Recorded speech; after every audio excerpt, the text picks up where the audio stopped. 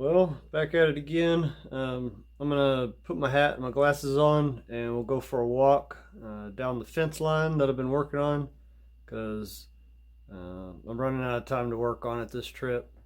So I'll let you see what I've got done now. Figured I'd go out here and show you before the wind picks up. Yesterday was about 20 to 25 mile an hour all day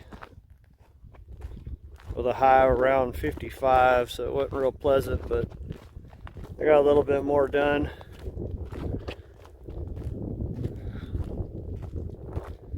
I bet I've walked 20 miles a day going back and forth, getting T-post and changing batteries for the drill and all that type of stuff. So here we are at the fence line. I've got T-post still laying on the ground. I'm gonna try to put in the T-post this morning, just from here over to the edge of the pond down there.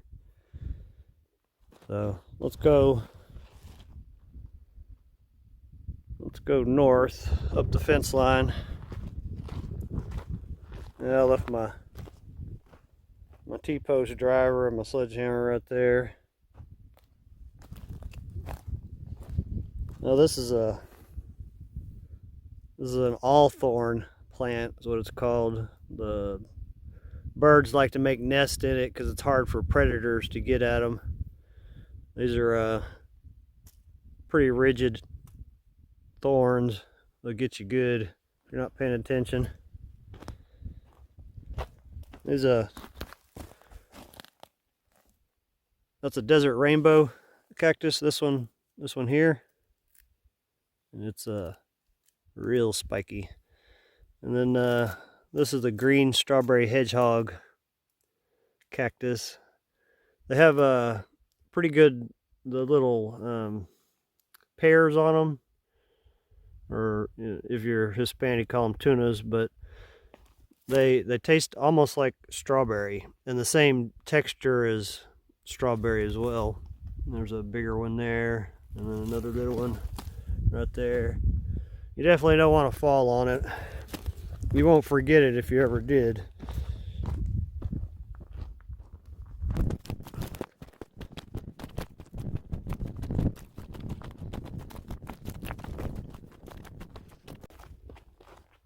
This is a ocotillo.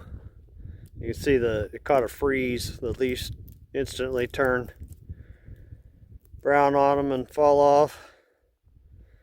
They got interesting looking flowers when they do bloom.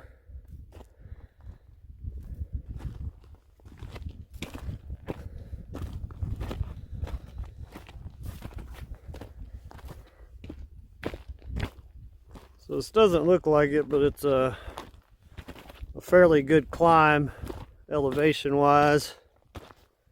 When we get to the top, I'll turn around and let you see the rest of the fence line behind me. So I didn't get any of these T-posts in between my control T-post set. Ran out of time, like usual.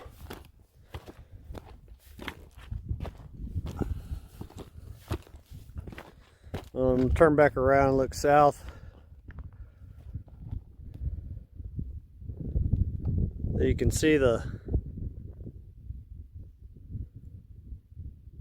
fence line where it just goes all the way down.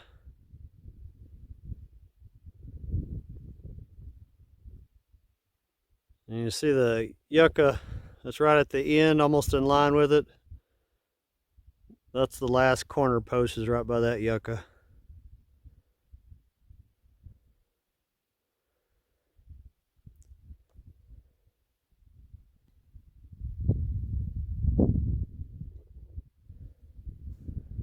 Alright, so that's a nice view of the building there, the mountain behind it. And you can see my road. We're starting to curve the new road that I'll make. And it's just going to keep going around and then go back into the existing road, but it's going to be a lot higher on this side. It'll be much nicer to bring the trailer down that. Well, let's go back north.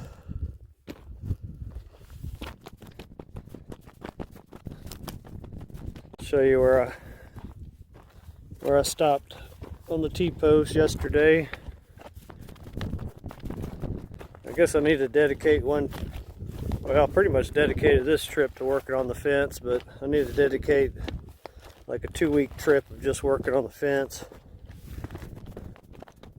Of course, this is just the south 40 acres that I'm working on the fence line on now. I've still got the west 40 and the north 40. And believe me, it's just as rocky over there as it is here.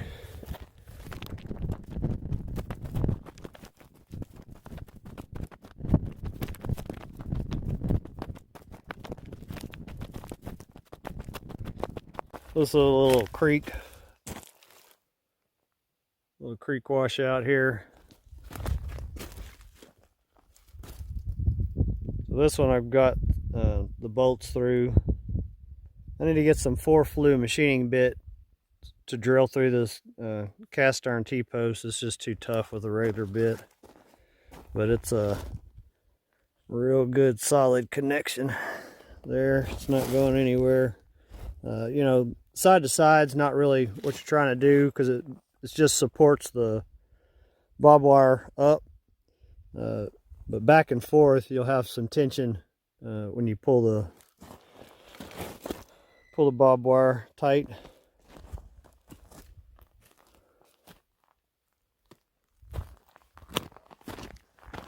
Coming over here to the corner.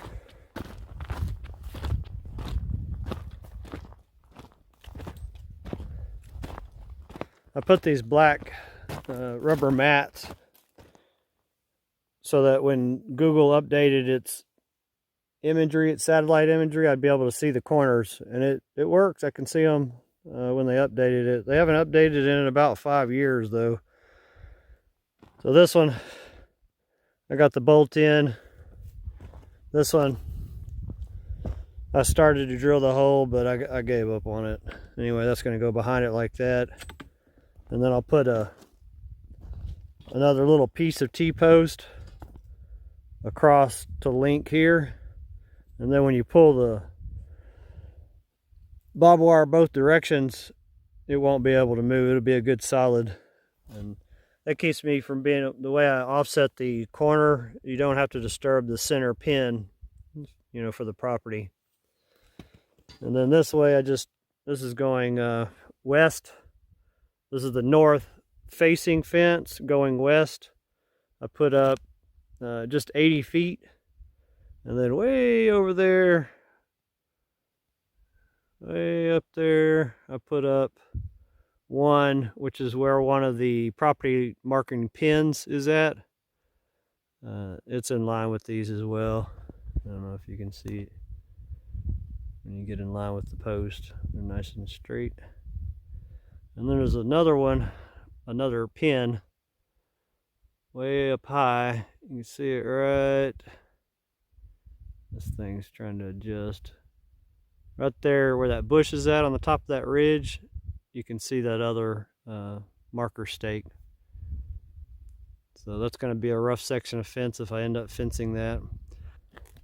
Well, I guess that's about it for the fence for this trip. Like I said, I'm going to put those T-posts in by the pond.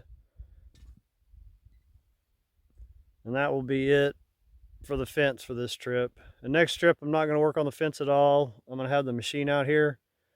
So it's just going to be equipment work on that one. Digging the well hole, extending the pond, and fixing the road right there by the building. Well, until the next one, see you later.